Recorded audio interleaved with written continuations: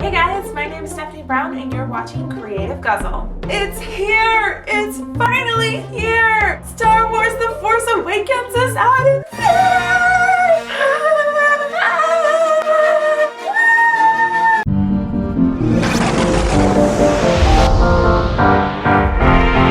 Tonight's drink is a Jedi. Yes, use the Force, Luke. Don't give in to the dark side. Don't be tempted by the cookies.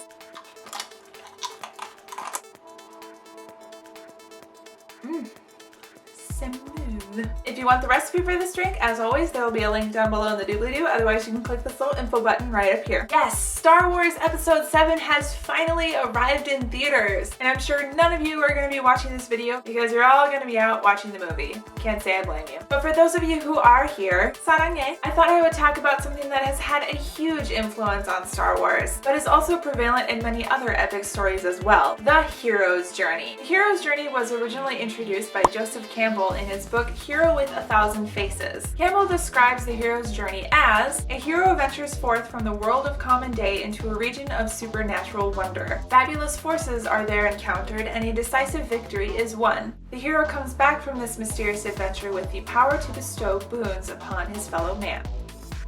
This journey, also known as the monomyth, is broken out into 3 basic acts, thus 3-act structure, which is then divided into 17 separate stages. The first act, known as the departure, includes the 5 stages known as the call to adventure, the refusal of the call, supernatural aid, crossing of the first threshold, and the belly of the whale. Using Star Wars as the obvious example, Luke, who has been living an uneventful life on his uncle's moisture farm, receives a mysterious message from the Princess Leia asking for help. Help me, Obi-Wan Kenobi. You're my only hope. This is the call to adventure. I know this message was originally meant for Obi-Wan, but details. The refusal of the call is when Obi-Wan asks Luke to go with him to rescue the princess, and Luke says no because he feels obligated to stay on the farm. Supernatural aid is when Obi-Wan gives Luke his old father's lightsaber and tells him about the Force. The crossing of the first threshold is the heartbreaking moment when Uncle Owen and Aunt Beru are killed, freeing Luke to go with Obi-Wan to Mos Eisley and hire a pilot.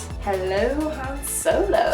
Belly of the Whale is also this part because it's when Luke decides to go with Obi-Wan to Alderaan. The second act is known as the initiation, and it includes the majority of the actual adventure part. And the third act is known as the return, in which the hero returns home a changed character due to his ordeal. I'm not going to break down those 2 acts for you because you can easily Google all of this stuff, but you get the idea. Star Wars is almost a play-by-play of the hero's journey, and this is by no means a bad thing. There are so many stories out there that follow the monomyth formula. In fact, 3-act structure itself is heavily influenced by the hero's journey. Some other excellent examples include Lord of the Rings, Harry Potter, The Sword of Truth, Eragon, The Matrix, Wizard of Oz, The Hunger Games, The Lion King, Finding Nemo, and so many more. Hell, even a couple of my own stories follow the hero's journey, although much more loosely than Star Wars does. But I think that the hero's journey has had such an influence on storytelling because it follows a format that's been around for thousands of years. If you take the old mythologies from Greece, Rome, Egypt, the Netherlands, and many other places, you can see the same pattern arising from them. In fact, that's how Campbell came up with the hero's journey. So it's really no surprise that it's been so influential in modern storytelling.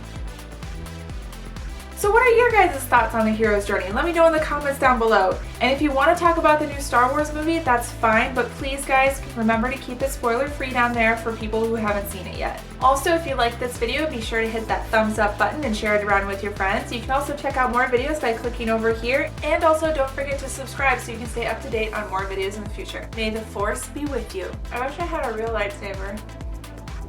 I mean, not a real lightsaber, but one of the toy ones that are really expensive. That'd be cool.